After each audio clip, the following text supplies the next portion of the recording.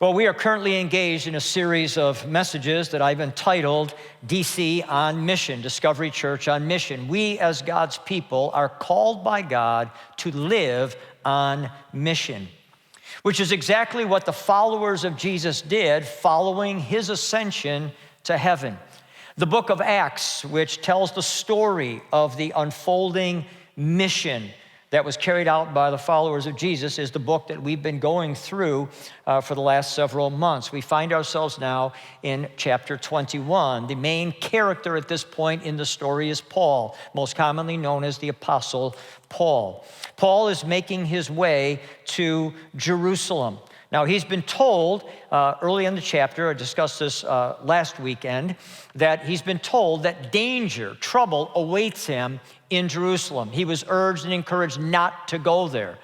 However, he is not dissuaded. And so we pick up the story at verse 17 of chapter 21. When we arrived, Luke the writer was with Paul. When we arrived at Jerusalem, the brothers received us warmly. And so obviously there are followers of Jesus in Jerusalem. They know Paul is coming. They greet him warmly and they spend some days together. But it didn't take very long before trouble unfolds. Verse 27. When 7 days were nearly over, some Jews from the province of Asia saw Paul at the temple. They stirred up the whole crowd and seized him, shouting, "Men of Israel, help us. This is the man who teaches all men everywhere against our people and our law and this place. And besides, he has brought Greeks into the temple area and defiled this holy place." Verse 30. The whole city was aroused and the people came running from all directions. Seizing Paul, they dragged him from the temple, and immediately the gates were shut. While they were trying to kill him, news reached the commander of the Roman troops that the whole city of Jerusalem was in an uproar.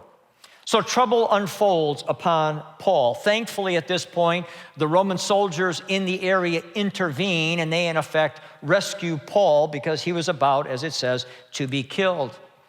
Now, let me say, Paul is not surprised by this opposition. He expected it. He was told that it was coming if he went to Jerusalem, and so it's unfolded just the way he anticipated. Let me say this, just a word about opposition. If you're engaged in living on mission for Jesus Christ, you are going to face opposition. The world in which we live is not friendly to Jesus. There are many reasons for that, but one of the reasons is because as followers of Jesus, we speak a message of exclusivity.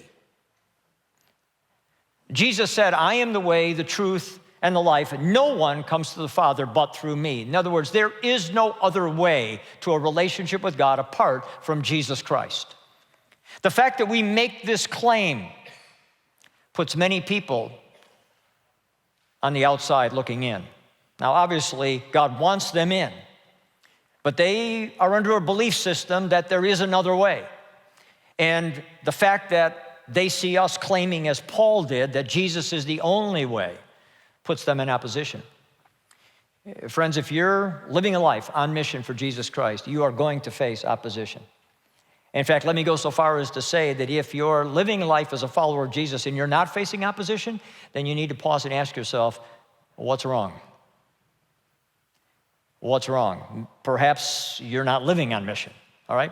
Well, my hope is that over the course of this series, as we talk about ways that we can get engaged in it, that you will, in fact, be living on mission. Well, this idea of living on mission is not a new one, as I talked about last week. And by the way, if you were not here or at LFA or Winter Garden or online to hear the message, please go online to listen to it, a very important message. Let me take 2 minutes to summarize what I said last week. The mission really began way back in the book of Genesis with a man named Abram. When God came to Abraham and he said, "Abraham, I want you to leave your homeland, you and your immediate family, Sarah, your wife, because through you, through your seed, I'm going to start a new nation. And this nation that I'm going to raise up through your seed is going to be a nation through whom I bless the nations of the earth." And then we read in Genesis chapter 18, we read why God would raise them up and how they would bless the nations of the earth. We read this in verse 19.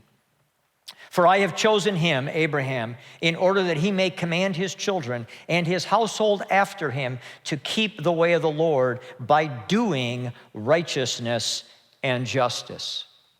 And right here, we're introduced to a concept, righteousness and justice, that as I showed you last week and in the message, runs through as a thread through all of the biblical story. God raised up a people that he wanted to see bring righteousness and justice to the nations of the earth. It's very important to understand the meaning of these two words because they're not quite what most of us think they are.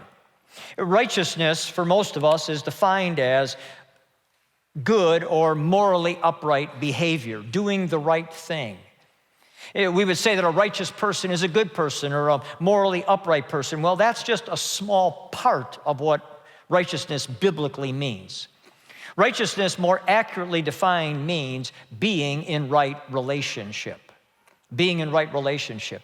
You see, when God made Adam and Eve, placed them in the garden, he put them in the context of 4 relationships. They would live life in the context of these 4 relationships. A relationship with God, a relationship with themselves, a relationship with each other, and a relationship with the world that was around them.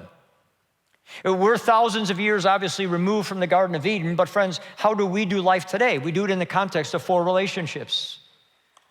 Relationship with God, a relationship with self, a relationship with one another, a relationship with the world around us. Nothing has changed in that regard, all right? Well, righteousness means that we experience life in right relationship on all 4 of those planes. The Hebrew word for it is shalom, peace, wholeness, well-being. When things are as God intended. God made you and me to live in right relationship with him, with each other, with ourselves, and with the world around us. And when we live into those relationships in rightness, we become a righteous person, then we have a chance to experience what God calls shalom, things as God intended them to be. Now, how is this righteousness to be brought about? Well, the answer is justice.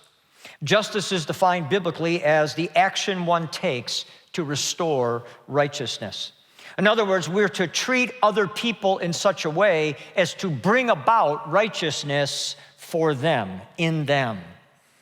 God called Abraham to father a nation of people who would demonstrate righteousness, and they would treat the other nations of the earth with justice, such as to lead the nations of the world into a right relationship with God, self, others, and the world around them.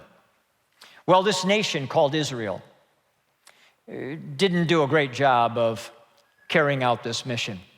And so at a point in time, God said, I'm going to come in person. I'm going to leave the splendor of heaven. I'm going to come to earth in person, and I am going to be the very embodiment of righteousness. And I am going to bring justice such that other people can experience righteousness. Well, Isaiah the prophet is one of the prophets through whom the coming of the Messiah would be told. I read these familiar words from Isaiah 9. For to us a child is born, to us a son is given.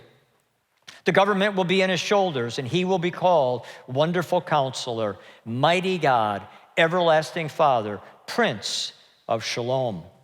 Of the increase of his government and peace there will be no end, meaning he's eternal. He will reign on David's throne and over his kingdom, establishing it and upholding it with justice and righteousness from that time on and forever. The zeal of the Lord Almighty will accomplish this. And so, of course, Jesus came. He was the fulfillment of these prophetic words. What did Jesus come to do? He came to bring righteousness and justice.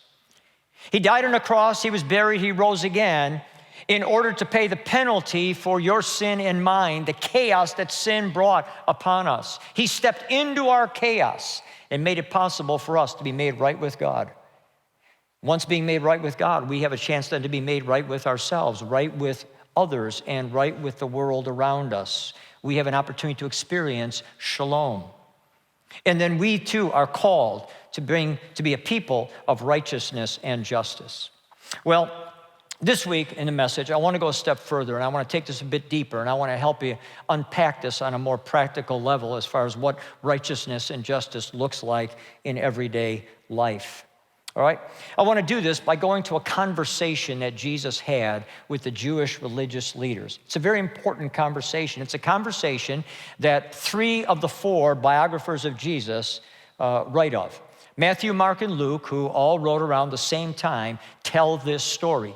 John didn't tell it because he wrote years later and didn't need to tell it because he knew that Matthew, Mark, and Luke had already told it. Okay?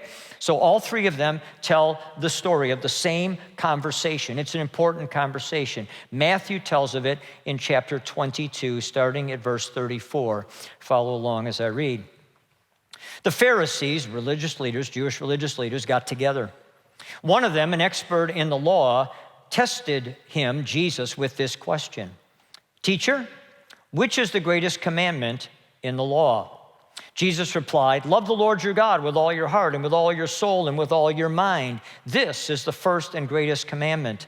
And the second is like it. Love your neighbor as yourself. All the law and the prophets hang on these 2 commandments. So here's this Pharisee, this expert in the law, as I just read, comes to Jesus with this group, and he says, Jesus, what is the greatest commandment in the law of God? Well, let me say just a couple things about his question, okay? Number 1, it was a dumb question. It was a really dumb question. You know what a dumb question is? A dumb question is a question that someone asks when everybody in the audience already knows the answer and no one's in disagreement about it. Why ask the question? Friends, nobody in the audience that day was the least bit confused as to what the greatest commandment was. Everybody knew it. It's called the Shema. Deuteronomy chapter 6, verses 4 and 5. Hear, O Israel, the Lord our God, the Lord is one. Love the Lord your God with all your heart, with all your soul, and with all your strength. Shema. Every Jew knew that that was the greatest commandment in all the law. The second thing, and it's noteworthy that I point this out, is the fact that Jesus answers the question. Why is that noteworthy? It's noteworthy because the fact that he answers the question indicates that there is a command that is greater than other commands. Meaning, not all of God's commands sit on an equal plane. There is a hierarchy, if you will, in the mind of God with regard to what is most important and what is next most important and next most important. And Jesus affirms this by the fact that he even answers the question in the first place. There is something that is greatest. All right, now, let me give you the context of the day because this is important to the conversation. Behind the scenes, at this point in time, there are 2 schools of thought among Jewish people and Jewish religious leaders related to the laws of God. They had an order, if you will, and there were 2 schools of thought, and they differed on what the order was. One of those schools we could call the literal school. They believed in the letter of the law, all right? Here's what they believed. Number 1, top of the list, was the Shema. Love the Lord your God with all your heart, soul, mind, and strength. They believed that was number 1, okay? Number 2, they believed, were all of the commands having to do with how a person related to God. So, for example, honoring the Sabbath. All the commands having to do with ritual purity, all right? So, for example, a Jew would never touch the body of someone who was dying or was dead lest they become unclean, all right? All the commands related to temple practices. So, in the temple area, Gentiles, for example, were only allowed to go in certain areas. If they went any further, then they would defile the temple area. So all the commands in God's law that had to do with relating to God came next, according to those in the literal school. Well, then there was a second school, and I think we could call that the interpretive school. They too believed that number 1 on the list was the Shema, love the Lord your God with all your heart, soul, mind, and strength. But then they said, second, were all the commands in relationship to people. And by the way, I should have said in the first school, the third list was all the commands in relationship to people, okay? They came, love your neighbor, that came next, okay? Well, in the interpretive school, that was number 2. They switched places. And number 3 were the commands in relationship to God, Sabbath ritual, purity, and temple practices. So in effect, as this man is asking the question, he's asking the question, Jesus, which school are you in? What do you believe to be the right school, the right answer? Well, you may be sitting here thinking, Don, I can't even believe we're discussing this. I mean, does this matter? I mean, isn't this a case of we're supposed to obey all the commands, right? Why do we have to be concerned about what the order is? I'm just trying to obey all of them, all right? Well, that's great if you're trying to do that, but understand that there are times when they come in conflict with each other. Meaning to obey one would require you to disobey another. And in that case, you have to ask the question, which comes first? What's more important? All right? The man that I have been taught by, if you will, and learned a lot of this background is a man named Ray Vanderlaan. Here's a picture of Ray. Ray I've known for many years now. Ray is an expert in the life of Jesus in the land, in Israel, and Jewish studies and things like that. He's been guiding groups in Israel and in that area dating back to 1977. Ray has led more than 250 tour groups in Israel. And a group of us went with him back in 2015. You know Brad Gray. Brad, comes here periodically. And, Brad loves to give history and context and all of that. Guess where he learned it? Ray Vanderlaan. Ray Vanderlaan is considered, if you will, one of the world's foremost experts on Jesus in the land and in Jewish studies, etc. So I was talking with Ray and saying, Ray, help me understand the context of all this. He said, well, let me give you an illustration. He said, Esther and I, that's his wife, we love to hike. And so we were on vacation one time and we were going to take a hike in one of our national parks. So he said, as we did, we noticed that there were basically 2 rules, 2 commands, if you will, related to going on our hike. Rule number 1, stay on the path. Don't get off the path as you hike. Second rule, whatever you take in, take out. Don't leave anything behind, okay? Well, he said we began to hike. Suddenly a burst of wind came up and my hat blew off. And if you put those pictures back up there, Ray always wears that hat. In fact, I like that hat so much, I bought the same hat. Anyway, so his hat blew off, and he wears that hat every day on every trip that he takes. So the hat's very important to him. Well, the hat blew off, and it rolled down the hillside, and he said, Don, all of a sudden I had a dilemma because, you see, if I went to get my hat, I broke rule 1. I had to leave the path. But if I didn't leave the path, and I left my hat, then I broke rule 2 because I took something in that I'm not taking out. So here's the question. Which rule, command, was most important? Now you say, okay, well, Don, I'm not wearing a hat, and I'm not marching in Israel. What does it matter? Well, friends, this is the dilemma that Jesus was facing on a regular basis. Let's turn, for example, to Luke chapter 6. Here, and this is just one example of many that we could read. Here's what we read. On another Sabbath, he went into the synagogue and was teaching, and a man was there whose right hand was shriveled. The Pharisees and the teachers of the law were looking for a reason to accuse Jesus, and so they watched him closely to see if he would heal on the Sabbath. In other words, if he healed this man on the Sabbath, what he was in effect saying was, loving your neighbor is more important than the Sabbath. But if he didn't heal the man, then he was saying the Sabbath is more important than loving your neighbor. So they're watching Jesus. What's he going to do?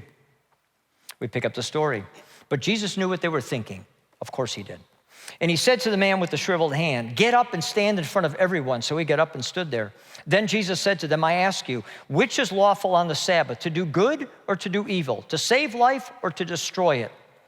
He looked around at them all and then said to the man, stretch out your hand. He did so, and his hand was completely restored. But they were furious and began to discuss with one another what they might do to Jesus. So by way of his actions, which school does Jesus appear to be in? Interpretive school. He's acted in such a way as to love his neighbor. That took priority over the Sabbath. Well, is that the case? Well, let's go back for a second to our conversation in Matthew chapter 22. Let me read again a part of the story. Jesus replied, love the Lord your God with all your heart, soul, with all your mind. This is the first and greatest commandment. And the second is like it. Love your neighbor as yourself. All the law and the prophets hang on these two commandments. The second is like it. In other words, the second is equal to it. The second is equal to it. This is the way John explains it. It's very clear in 1 John chapter 4. We love God because he first loved us. If anyone says, I love God, yet hates his brother, he is a liar. For anyone who does not love his brother whom he has seen cannot love God whom he has not seen. And he has given us this command, whoever loves God must also love his brother. Let me simplify it for you. You cannot say you love God, Jesus is saying, if you fail to love others. You cannot love God when you love others. Jesus saying these two aren't this and this, they're this and this. All of the law hang on these two commands. What Jesus is saying is, I'm not in the literal school, I'm not in the interpretive school, I'm in my own school. A third school. Let's go back for a second to God's law. Leviticus chapter 19, the law of God is being spelled out. Let me pick up kind of midway for the sake of time in verse 16. Do not go about spreading slander among your people. Do not do anything that endangers your neighbor's life. Very important line. Do not do anything that endangers your neighbor's life. I am the Lord. Do not hate your brother in your heart. Rebuke your neighbor frankly so that you will not share in his guilt. Do not seek revenge or bear a grudge against one of your own people, but love your neighbor as yourself. I am the Lord. You are created in the image of God. They are created in the image of God. Therefore, they have equal value to you.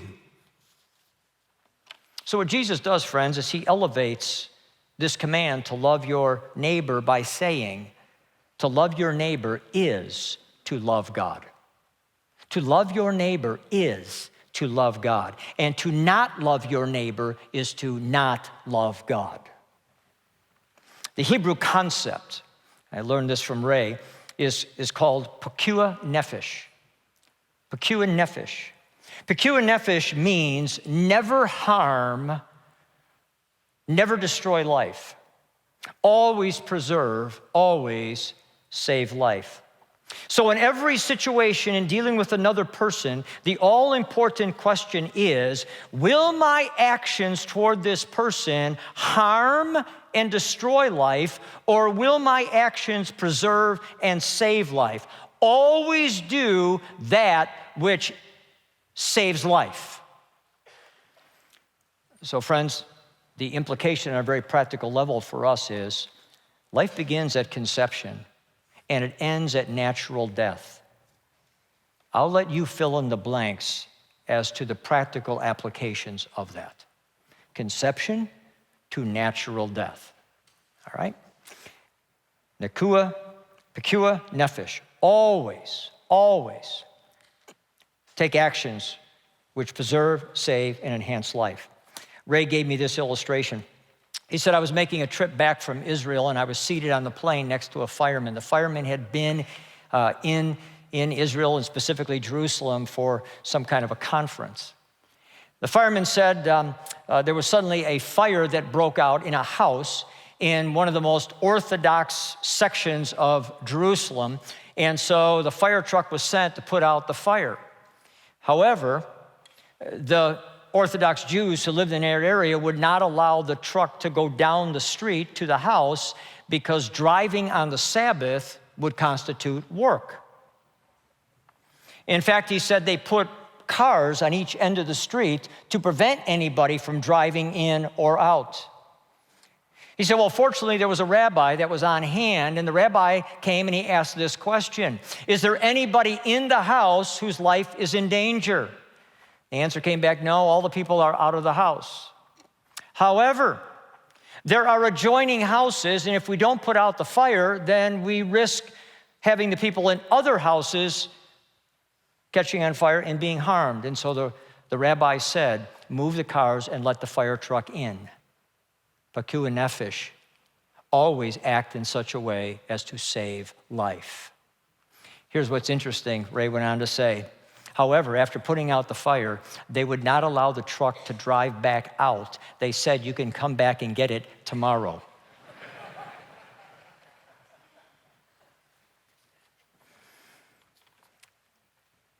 Well, this issue of loving your neighbor and always doing that which enhances life for your neighbor then raised for these Jewish religious leaders another question.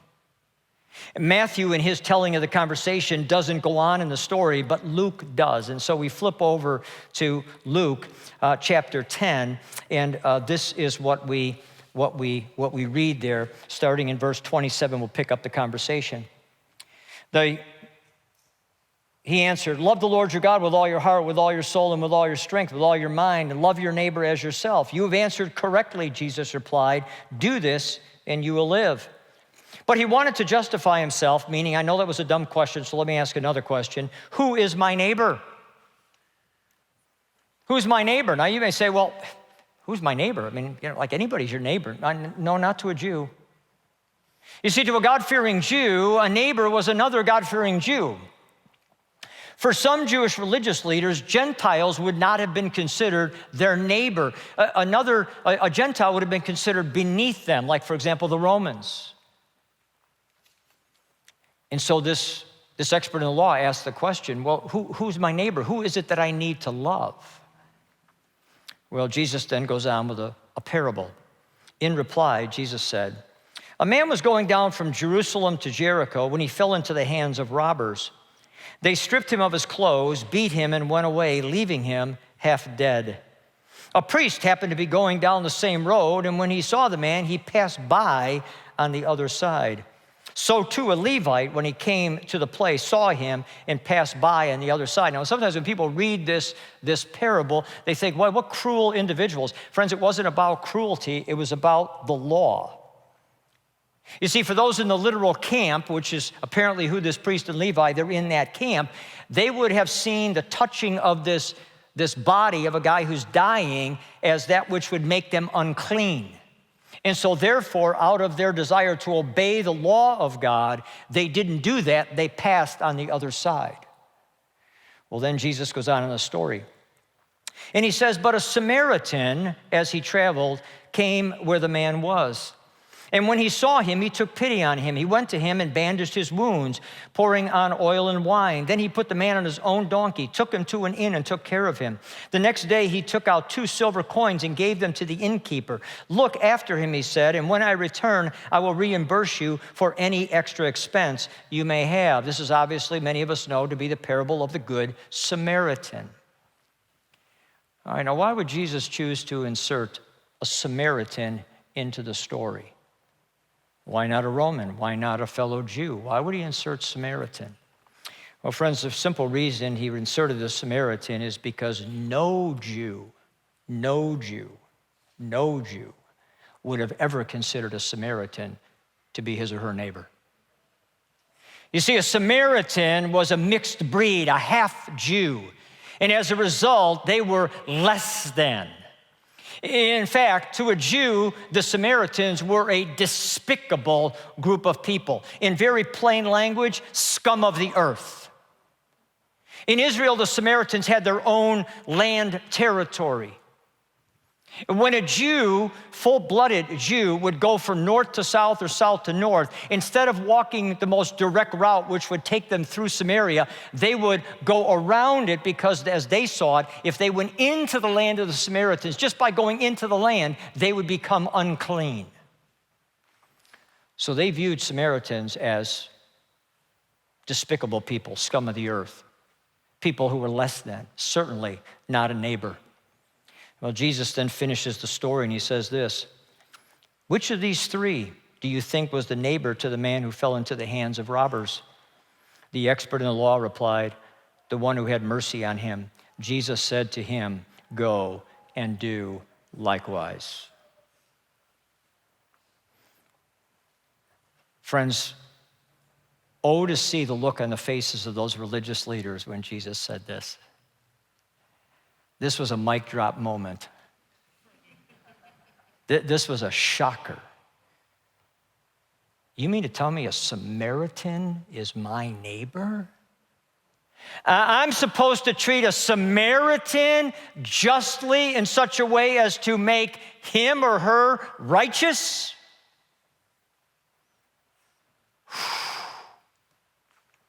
Well, you bring this down and you say, okay, well, how does this apply to us? Well, let me ask you. Do you have any people or groups of people that you would classify as despicable?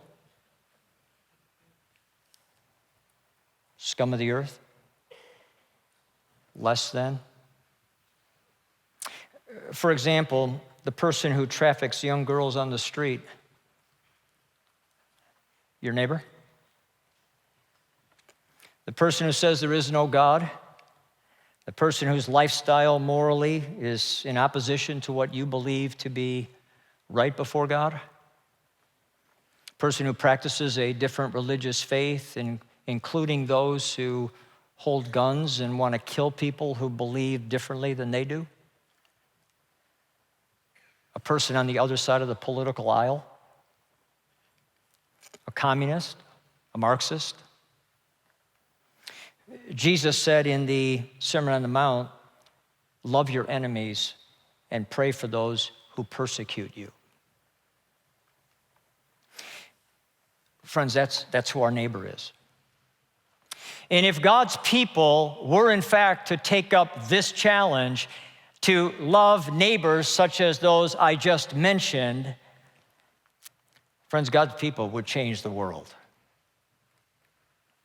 Now, hear me very carefully. This doesn't mean that we agree with or affirm what some of those people think, say, or do. We have ministries here coming against people who are engaged in the trafficking industry. We're working to take young girls out of that and to bring true justice to those who are engaged in putting those girls in bondage. So this doesn't mean that you cooperate. What it means is you don't look down upon them, you don't shun them, you don't belittle them, but instead you treat them in such a way as to help them be made right with God, themselves, others, and the world around them. Friends, this is biblical justice for the purpose of bringing about righteousness to anyone and everyone, because anyone and everyone has been created just like you and me in the image of God. Obviously, this is a tall order. Now, before I bring us down to one final application for us as a church, I do want to say one more important word about this whole notion of justice, righteousness, and justice. The mission that God put his people on was a mission of righteousness and justice. Not a mission of righteousness, not a mission of justice, a mission of righteousness and justice. Why does that matter? It matters because there are those, and I know some people who believe this, who are followers of Jesus, sincere followers of Jesus, who believe that it is enough to simply act justly. In other words, to do good to people, to treat people in such a way as to do them good. Friends, I'm not of the belief that that's sufficient. Because the mission that God has called his people to be engaged in is a mission of righteousness and justice. In fact, the very reason that we act in justice is to bring about righteousness. In Matthew chapter 5, Sermon on the Mount, Jesus said this, "Blessed are those who are persecuted because of righteousness, for theirs is the kingdom of heaven." There's an end result here, and the end result or desired goal is righteousness. At the end of that little section, Jesus talks about our being salt of the earth and light of the world, and he says this in verse 16, "In the same way, let your light shine before men, that they may see your good deeds and praise your Father in heaven." It doesn't simply say so that they may see your good deeds, period. It says, and praise your Father who is in heaven. Friends, we are not called to a ministry of simply being do-gooders. We are called to to do good to people, to be the light of the world and the salt of the earth for the purpose of helping people in the world be made right with God. What good does it do to take care of someone, do good to somebody, and at the end of their life, they spend an eternity apart from God because no one ever told them how to meet Jesus? So, for example, in our case, at a very practical level, we have ministry partners here at Discovery Church, outside ministries and organizations that we partner with, that we believe are doing a good work. Like we partner with a ministry that's engaged in the sex trafficking industry to bring justice and rightness. We're involved with Choices Women's Clinic. We're involved in schools, in high schools and in grade schools, trying to reach into the schools to love our neighbors. And there are organizations and ministries that we partner with. We bring volunteers to help them, and in some cases we give money to help support their efforts. Now you say, well, how do you decide which ministries or organizations to partner with? Well, the answer is we have some criteria that we go by. And the very first thing on the list that we ask is, do you as an organization, are you intentional about sharing the good news of Jesus with those that you serve? Because there are many good organizations out there who don't do that. They just want to do good, which is good. That's good that they want to do good. All right, much rather have people doing good than bad, right? They're doing good. But friends, we're not in the business of simply doing good. We're in the business of introducing people to Jesus. Jesus is the hope of the world. And until a person meets Jesus, they can't be made right with God. And until you're made right with God, you really can't be right with yourself, and you really can't be right with others, and you really can't be right with the world around you. And so therefore, we choose to partner with ministries that are intentional about sharing the good news of Jesus with those they serve. Now, does that mean in every conversation you have to share Jesus? No. But it means that you're intentional, that the end goal of treating people justly is to bring about righteousness. All right, as I wrap this up, there's one big application for us as a church, and the application is this. We as a leadership team here feel that and believe that the Lord is leading us, moving us, prompting us to, as I like to say, turn the thermostat up on loving our neighbors. We feel led to do more outside the walls of Discovery Church than even what we're doing right now. We already do a lot of things, all right? But we want to do even more outside the walls of the church in an attempt to love our neighbor, right? So we want to do more serving, we want to do more participating, we want to do more partnering. In fact, as you leave today, all three campuses, we're going to, if you want to take it, we're going to give you this little brochure. And in this brochure, DC on Mission, it folds out here, and it shows some of the partnership relationships that we have with organizations and what we're trying to be engaged in, okay, for the cause of Christ. Well, one of the ways in which we want to turn the thermostat up is financially. So what we decided to do is that as of the weekend of November 28th and 29th, which is the weekend after Thanksgiving, starting that weekend all the way through to Christmas Eve, all monies that are given to Discovery Church that are above and beyond our budgeted weekly need, which is $157,000, okay? All monies will be designated to go outside the walls of Discovery Church in order for us to love our neighbors.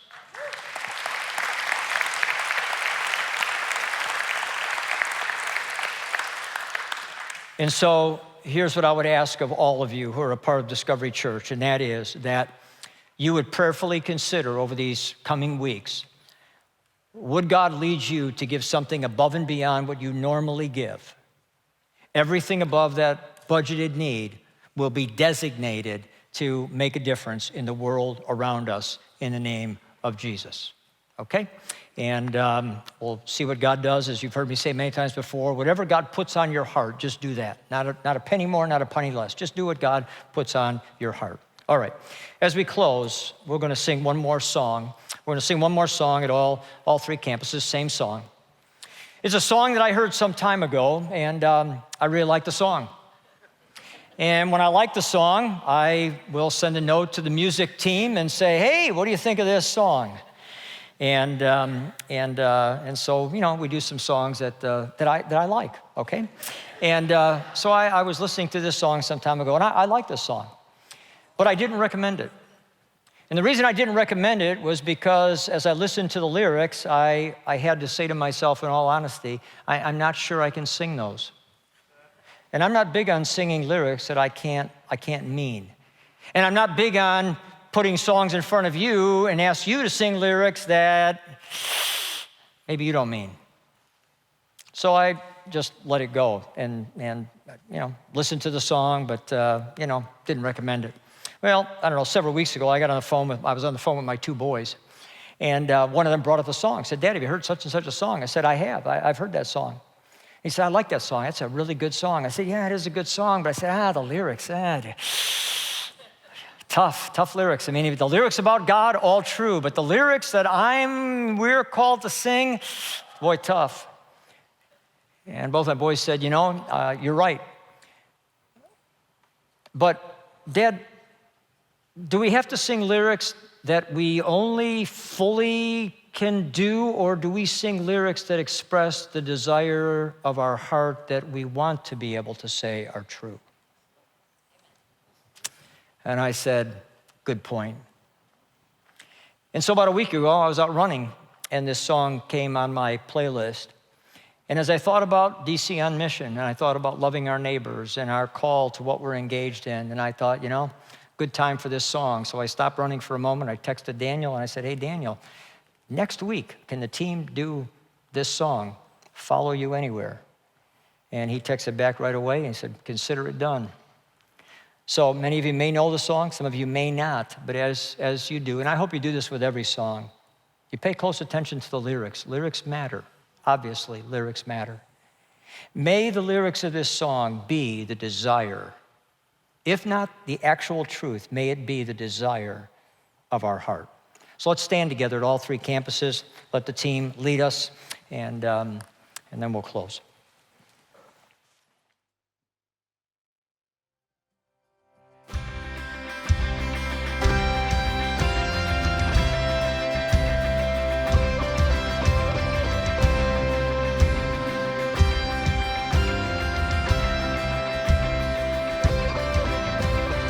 You make it easy to love you. You are good and you are kind. You bring joy into my life. You make it easy to trust you. Yeah. You have never left my side. You've been faithful every time. And all I want is you. Jesus, all I want is you. Yeah. And you are the refuge I run to. You are the fire that leads me through the night. I'll follow you anywhere. There's a million reasons to trust you, nothing to fear, for you are by my side. I'll follow you anywhere. Oh Jesus, you came to my rescue. Yes, you did. Took my place upon that cross. You redeemed all I had lost. Now my whole world revolving around you. You're the center of my life. You're the treasure. You're the prize. And all I want is you. Yeah. Jesus, all I want is